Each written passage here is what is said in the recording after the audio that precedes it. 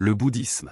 Avec environ un demi-milliard de pratiquants, le bouddhisme a été fondé en Inde par le prince Siddhartha Gautama, plus tard connu sous le nom de Bouddha. Il a passé le début de sa vie isolé dans un château, mais lorsqu'il en est sorti, il a réalisé que la vie des gens était déprimante. Vers le 6e siècle avant Jésus-Christ, Bouddha a atteint l'illumination en méditant sous un figuier, et à partir de là, il a commencé à enseigner les 4 nobles vérités et le noble chemin octuple pour atteindre le nirvana, l'état de libération de la souffrance. Les 4 nobles vérités sont, il y a la souffrance, il y a une cause ou une origine de la souffrance, il y a la cessation de la souffrance et il y a un chemin pour abandonner la souffrance, qui est le noble chemin octuple. Le noble chemin octuple est, dans les enseignements du Bouddha, un ensemble de 8 pratiques correspondant à la 4e noble vérité du bouddhisme. Il est également connu sous le nom de voie du milieu car il est basé sur la modération et l'harmonie, sans tomber dans les extrêmes. Le bouddhisme prêche l'idée que la vie est imprégnée de souffrance et que cette souffrance découle du désir et de l'ignorance. La recherche de l'illumination, ou du nirvana, implique la compréhension et le dépassement de ces causes de la souffrance. Les bouddhistes pratiquent la méditation,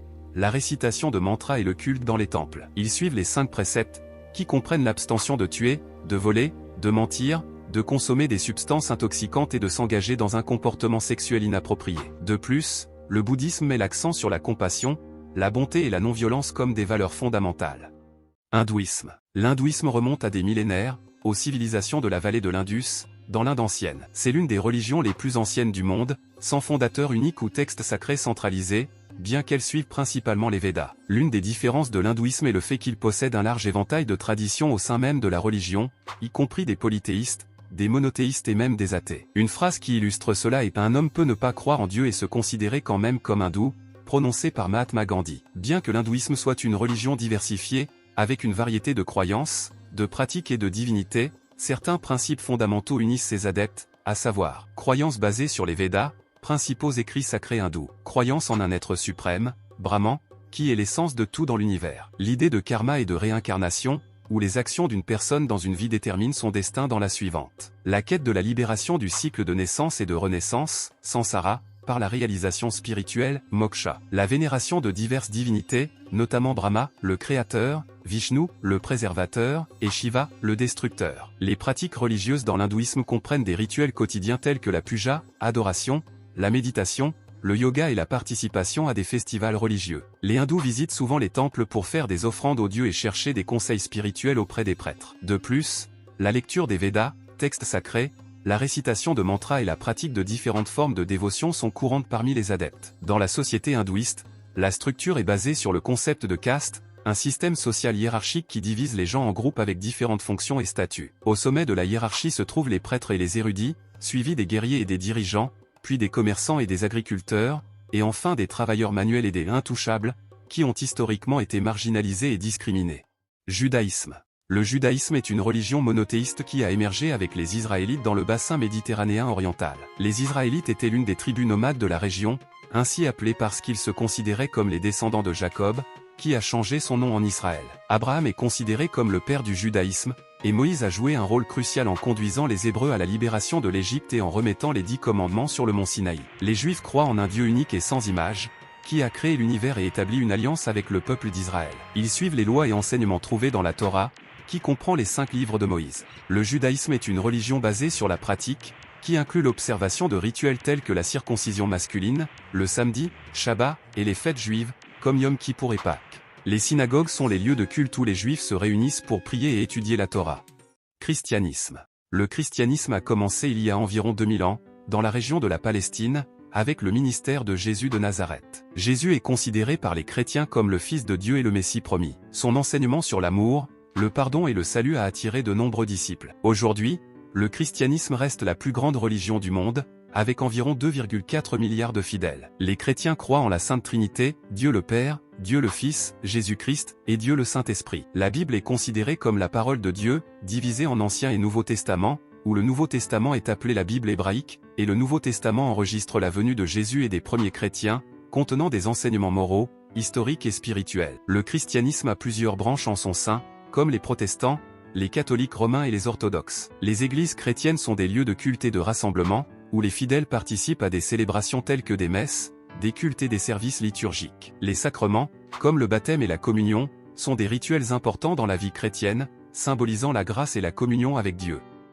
Islam. L'islam est la deuxième plus grande religion du monde, avec 1,9 milliard de fidèles. Elle a débuté au 7e siècle en Arabie, avec le prophète Mohammed recevant des révélations divines de l'archange Gabriel. Ces révélations ont ensuite été compilées dans le Coran, le livre saint de l'islam. Mohammed est considéré comme le dernier et le plus grand des prophètes, mettant fin à la lignée prophétique qui comprend Moïse et Jésus. La foi islamique est basée sur les 5 piliers de l'islam, la shahada, profession de foi, la salah, prière, le zakat, aumône, le psaume, jeûne pendant le ramadan, et le hajj, pèlerinage à la Mecque. Ces piliers fournissent un guide pour la vie des musulmans, mettant l'accent sur l'adoration de Dieu, la charité, la discipline spirituelle et la communion avec les autres fidèles. La pratique de l'islam implique des prières quotidiennes en direction de la Mecque, le jeûne pendant le mois sacré du ramadan, le don d'une partie du revenu aux moins fortunés, et le pèlerinage à la Mecque au moins une fois dans sa vie, si possible. Les mosquées sont les lieux de culte où les fidèles se rassemblent pour les prières et les études religieuses. Confucianisme. Le confucianisme puise ses racines dans la période agitée de la Chine ancienne, connue sous le nom de période des printemps et des automnes, 722-481 avenue Jésus-Christ, et la période des royaumes combattants, 475-221 avenue Jésus-Christ. C'est pendant cette période d'instabilité politique et sociale que Confucius, également connu sous le nom de Kongzi, a vécu et enseigné. Il était un érudit, philosophe et éducateur profondément préoccupé par l'état de désordre et d'injustice dans la société. Confucius considérait l'éducation comme la clé de la création de dirigeants éthiques et de gouvernants sages. Les enseignements de Confucius sont centrés sur des concepts tels que ren, humanité, yi, justice, li, rituel, zi, connaissance, et xin, intégrité. Il croyait que l'ordre social idéal pouvait être atteint grâce à la pratique de ces principes et à l'adhésion aux 5 relations fondamentales, entre père et fils, mari et femme, frère aîné et frère cadet, gouvernant et sujet, et entre amis. Confucius soulignait également l'importance de la droiture morale et de l'auto-amélioration comme moyen d'atteindre l'harmonie personnelle et sociale. Bien que le confucianisme ne soit pas une religion organisée avec des rituels de culte ou des croyances en des divinités, il a joué un rôle fondamental dans la formation de la morale et de l'éthique en Chine. Ces idées ont influencé non seulement le système éducatif, mais aussi la politique, l'art et la culture. Le confucianisme a façonné la structure sociale chinoise, promouvant des valeurs telles que le respect des aînés, la vénération des ancêtres et l'obéissance aux dirigeants. Encore aujourd'hui, les enseignements de Confucius continuent d'être étudiés et respectés en Chine et dans de nombreuses parties du monde. Taoïsme.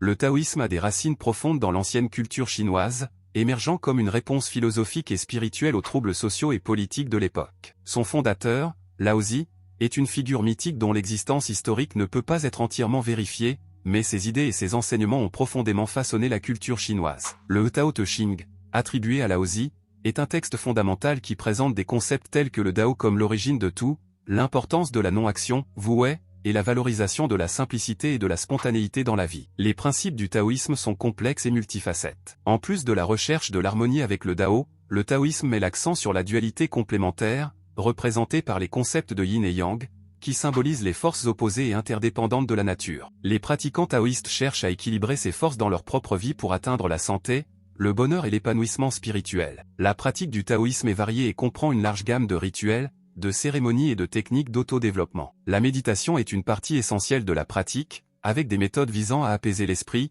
à cultiver la conscience et à favoriser la connexion avec le Dao. Le Tai Chi Chuan et le Qi Gong sont des formes d'exercice qui combinent mouvements doux, respiration et visualisation pour favoriser le flux de Qi et l'harmonie interne. Les pratiquants taoïstes cherchent également à vivre en harmonie avec la nature et adoptent des pratiques telles que le Feng Shui pour équilibrer les énergies dans les espaces physiques. De plus, l'alchimie interne, qui implique des pratiques de respiration, de visualisation et de mouvements visant à purifier et renforcer le corps et l'esprit, est une partie importante de la tradition. Shintoïsme. Le shintoïsme remonte aux temps anciens du Japon, datant de milliers d'années.